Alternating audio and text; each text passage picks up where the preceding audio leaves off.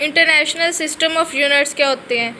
हम मेजर करने के लिए किसी भी चीज़ को या काउंट करने के लिए, जैसे मिल्क और शुगर है, तो कोई ना कोई ऐसा सिस्टम होना चाहिए यूनिट्स का जिसमें उसको हम क्वांटिटी को मेजर कर सकें. There is a need of some standard quantities for measuring comparing unknown quantities को कंपेयर करने के लिए या मेजर करने के लिए यूनिट की ज़रूरत पड़ती है. Once a standard is set for a quantity then it can be express in term of standard quantity. जब कोई हम स्टैंडर्ड सेट कर लेते हैं किसी भी क्वांटिटी को मेजर करने के लिए, उसको एक्सप्रेस करने के लिए उस स्टैंडर्ड क्वांटिटी को, तो उस स्टैंडर्ड क्वांटिटी को हम यूनिट का नेम देते हैं जिसमें हम मेजरमेंट करते हैं.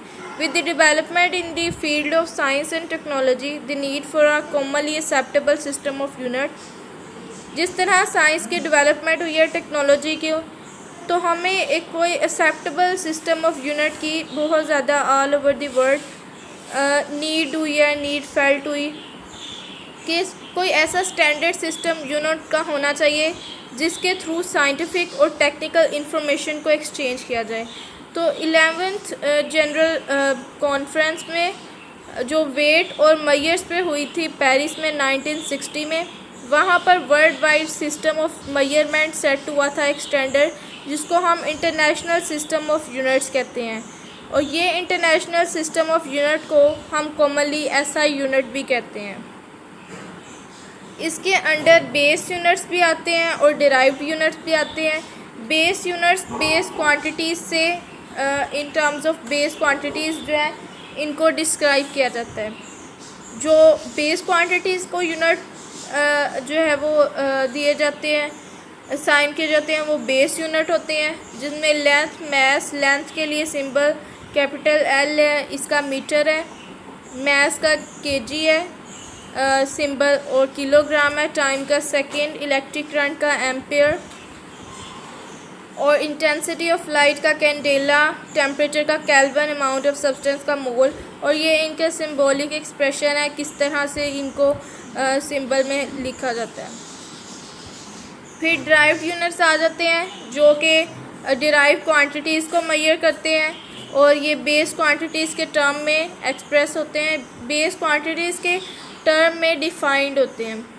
ये किस तरह से बनते हैं? मल्टीप्लाइंग या डिवाइड करने से, दो या दो से ज़्यादा बेस यूनिट की मल्टीप्लिकेशन से, डिवीजन से ये इनको ऑब्टेन किए जाते हैं. जैसे एरिया का मीटर स्क्वायर है, वॉल्यूम का मीटर क्यूब है, तो ये लेंथ से लिए गए हैं, लेंथ का मीटर है. जब इसको मल्टीप्लाई 2 टाइम्स कर ले तो एरिया बन जाता है, 3 टाइम्स कर लें तो वॉल्यूम बन जाता है.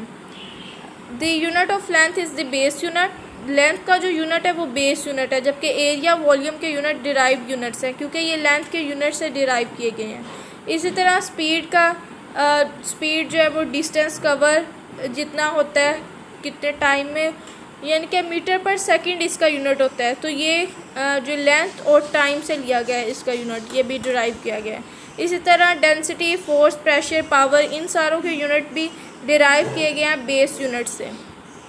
ये आगे टेबल है जो हमें डिफरेंट डिराइव क्वांटिटीज़, उनके SI यूनिट्स और सिंबल बता रहा है. स्पीड का मीटर पर सेकंड, एक्सेलरेशन का मीटर पर सेकंड यानी मीटर पर सेकंड स्क्वायर, और वॉल्यूम का क्यूबिक मीटर है.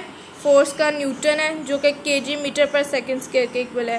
प्रेशर का पास्कल है, ये न्यूटन पर मीटर स्क्वायर के. डेंसिटी का किलोग्राम पर क्यूबिक मीटर है. चार्ज का कूलम है.